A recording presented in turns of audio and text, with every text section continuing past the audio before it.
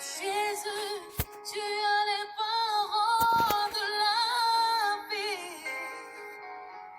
Oh, roi, tu as les paroles de la vie. Shalom, shalom, shalom. C'est toi que Alléluia. Shalom, shalom, famille. Bonjour à tous et bienvenue dans notre espace appelé le pain quotidien. Alléluia. Le pain quotidien, c'est une parole d'exhortation, c'est une parole de bénédiction pour tous ceux qui nous écoutaient de par le monde. Nous sommes l'église Rehoboth et nous vous souhaitons une excellente journée et un excellent réveil. Alléluia. Depuis donc le début de la semaine, et donc sinon du mois, nous méditons autour d'un thème très important qui est le suivant: ne corrompt pas la grâce. Et cette semaine, nous sommes arrêtés sur différentes choses qui peuvent venir altérer, déformer ou même corrompre l'œuvre de la grâce dans nos vies. Shalom bien-aimés, ici donc votre sœur, pasteur Marie Fatou, Faith, et ce matin encore, j'ai la joie de nous conduire à déguster ce bon pain quotidien. Alléluia. Le thème qui nous intéresse ce matin, celui sur lequel nous allons nous attarder est le suivant. Nous allons parler aujourd'hui de la mondanité. Alléluia. Et pour cela, nous allons lire prendre notre Bible dans le livre de Jacques au chapitre 4, le verset 4. Et je lis la parole de Dieu. Adultères que vous êtes, ne savez-vous pas que l'amour du monde est inimitié contre Dieu? Celui donc qui veut être ami du monde se rend ennemi de Dieu. Alléluia.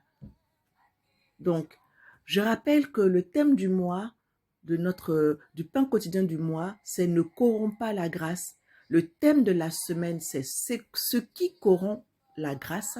Et le thème du jour, c'est la mondanité. Alléluia. Et notre verset de référence, c'est Jacques chapitre 4, le verset 4. Alléluia.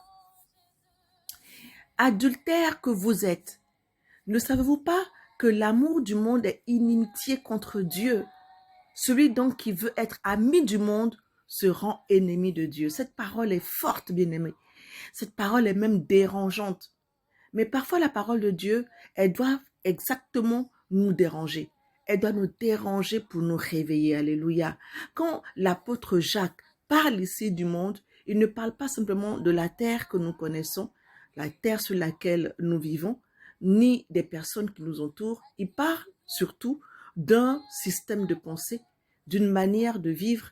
Il parle de valeurs qui fonctionnent sans Dieu ou des valeurs qui même fonctionnent contre Dieu, contre notre Dieu.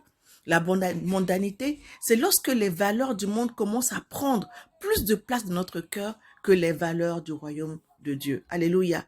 C'est lorsque nous voulons tellement accepter d'être aimés. C'est quand nous cherchons à être aimés à tout prix. Alléluia. C'est quand nous voulons être validés par le monde que nous sommes prêts à faire taire nos propres convictions. La mondanité, c'est lorsque nous commençons à négocier avec ce que Dieu a déjà clairement appelé péché. La mondanité, c'est lorsque nous voulons Jésus, mais sans renoncer à certaines choses. La mondanité, c'est lorsque nous voulons la grâce, mais nous ne voulons pas que cette grâce nous transforme. Bien-aimés, c'est là que nous devons faire attention. La grâce n'est pas une permission de vivre comme tout le monde. La grâce est une puissance qui nous apprend à vivre pour Dieu.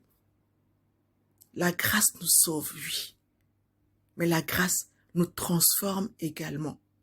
Et le danger, c'est donc de recevoir la grâce de Dieu tout en laissant l'esprit du monde façonner nos pensées, nos désirs, nos choix et notre manière de vivre. Alléluia. On peut être à l'église, bien-aimé, et être mondain dans son cœur. Est-ce que je peux répéter encore cette phrase pour que tu la comprennes, que tu l'entendes bien? Je dis, on peut être à l'église et on peut être mondain dans son cœur. On peut chanter pour Dieu et chercher profondément l'approbation des hommes. Wow. On peut prier et en même temps organiser sa vie selon des principes qui n'ont absolument rien à voir avec Dieu. On peut connaître des versets bibliques par cœur et pourtant laisser la culture du monde, la culture de ce monde, nous dire ce qui est normal, ce qui est acceptable et ce qui est désirable. Amen. Voilà pourquoi, mon frère et ma sœur, la mondanité est dangereuse. Elle ne commence pas toujours par un grand rejet de Dieu. Parfois, elle va commencer par des petites choses, par des petits compromis. Un petit compromis avec la vérité, un petit compromis avec la sainteté, un petit compromis dans l'espoir et dans l'optique d'être accepté, un petit compromis parce que tout le monde le fait. Mais je veux te rappeler ceci, enfant de Dieu. En tant qu'enfant de Dieu, ce n'est pas parce que tout le monde fait quelque chose que Dieu approuve cela. Est-ce que je peux le dire encore une fois? Ce n'est pas parce que tout le monde fait une chose que Dieu approuve cette chose-là. Notre référence n'est pas celui qui est populaire. Notre référence en tant que chrétien, notre référence en tant que disciple de Jésus, notre référence en tant qu'enfant de Dieu, ce n'est pas ce qui est populaire. Notre référence n'est pas ce qui est à la mode. Notre référence n'est pas ce que les gens appellent normal. Notre référence, c'est donc la parole de Dieu. Jacques, l'apôtre, va jusqu'à employer un mot très, très, très fort. Il dit « adultère que vous êtes ». Pourquoi? Parce que Dieu considère notre relation avec lui comme une alliance. Et lorsque un cœur qui appartient à Dieu commence à donner son amour, son affection, sa loyauté et son obéissance au système du monde, il y a une forme d'infidélité spirituelle. C'est comme si nous disions à notre Dieu, je veux être avec toi, mais je veux aussi garder une partie de ma vie pour le monde.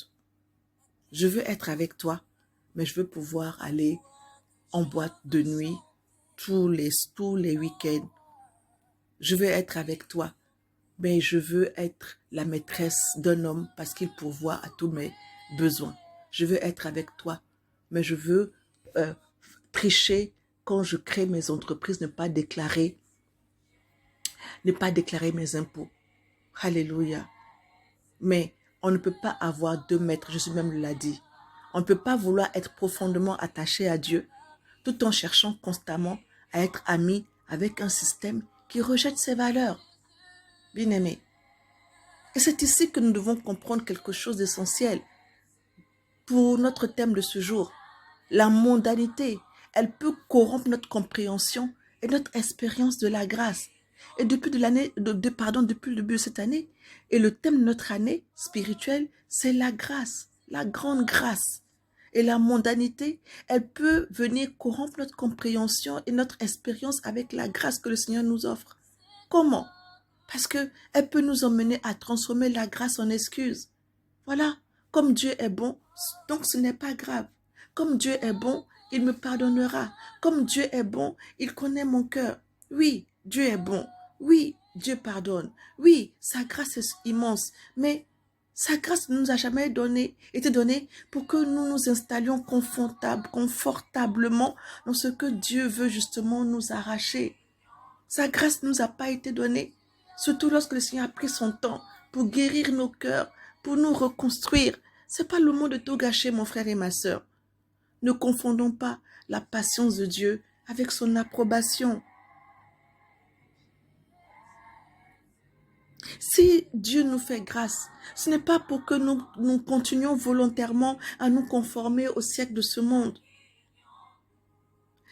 Il nous fait grâce pour nous relever, bien-aimés. Dieu nous fait grâce pour nous purifier. Il nous fait grâce pour nous guérir. Dieu nous fait grâce pour nous donner la force, surtout de dire non. Il nous fait grâce pour que nous devenions de plus en plus semblable à son Fils bien-aimé, à notre Seigneur Jésus-Christ. Alors aujourd'hui, nous pouvons nous poser honnêtement cette question. Dans quel domaine de ma vie suis-je devenu trop ami avec le monde? Est-ce que c'est dans ma manière de penser? Est-ce que c'est dans mes relations? Est-ce que c'est dans mes ambitions? Dans ce que je regarde? Dans ce que j'écoute? Dans mes besoins d'être validé? Est-ce que je commence à appeler liberté ce que Dieu appelle compromis? Est-ce que je commence à appeler évolution ce que Dieu appelle vraiment tout simplement désobéissance? Est-ce que je commence à appeler grâce ce qui est simplement une tolérance envers le péché? Cette semaine, mon frère, Dieu ne nous appelle pas à condamner les autres. Il nous appelle à examiner notre propre cœur. Parce que la mondanité, elle peut être parfois très subtile. Elle peut entrer dans notre cœur sans faire de bruit. Et petit à petit, nous cessons d'être dérangés par certaines choses. Petit à petit, notre conscience devient moins sensible. Petit à petit, ce que nous aurons refusé hier devient acceptable aujourd'hui. Petit à petit, ce que nous ne tolérions, ce que nos principes d'hier deviennent tolérables, des choses tolérables aujourd'hui. Mais que Dieu nous donne la grâce de ne jamais nous habituer à ce qui attriste son cœur. Alléluia. Mon frère et ma sœur, nous n'avons pas été sauvés pour ressembler au monde. Nous avons été sauvés pour porter Christ dans le monde. Nous sommes dans le monde, mais notre identité, nos valeurs et notre direction viennent du Seigneur. Alléluia. Viennent d'ailleurs. Alléluia. Ne laissons donc pas le monde définir notre valeur. Ne laissons pas le monde définir notre morale. Ne laissons pas le monde définir notre identité. Ne laissons pas le monde définir nos priorités. Et surtout, ne laissons pas le monde nous faire croire que la fidélité de Dieu est dépassée. La grâce qu'il nous a trouvée est une grâce qui peut nous garder. La grâce qu'il t'a trouvée est une grâce qui peut te garder. La grâce qu'il t'a pardonnée, c'est aussi une grâce qui veut te sanctifier. Alléluia. Amen. Alors aujourd'hui, demandons au Seigneur, Seigneur, Père, montre-moi tout compromis qui est entré dans ma vie. Montre-moi tout endroit où j'ai commencé à aimer le monde plus que je ne t'aime. Délivre-moi du besoin d'être accepté et aimé par tous. Redonne-moi la joie de te plaire et que ta grâce ne soit jamais utilisée par moi comme une excuse pour désobéir, mais comme une puissance pour marcher dans ta vérité, pour marcher dans la vérité. Que le Seigneur nous donne un cœur fidèle, un cœur qui l'aime réellement, un cœur qui refuse les compromis, un cœur qui ne se corrompt pas, qui ne corrompt pas sa grâce. Alléluia. Souvenons-nous, nous pouvons vivre dans le monde sans laisser le monde vivre en nous. Que Dieu nous bénisse abondamment. Alléluia. À lundi pour notre prochain pain quotidien et que le Seigneur bénisse notre week-end. Que sa grâce nous trouve et nous garde en lui. Au nom de Jésus. Amen, amen, amen.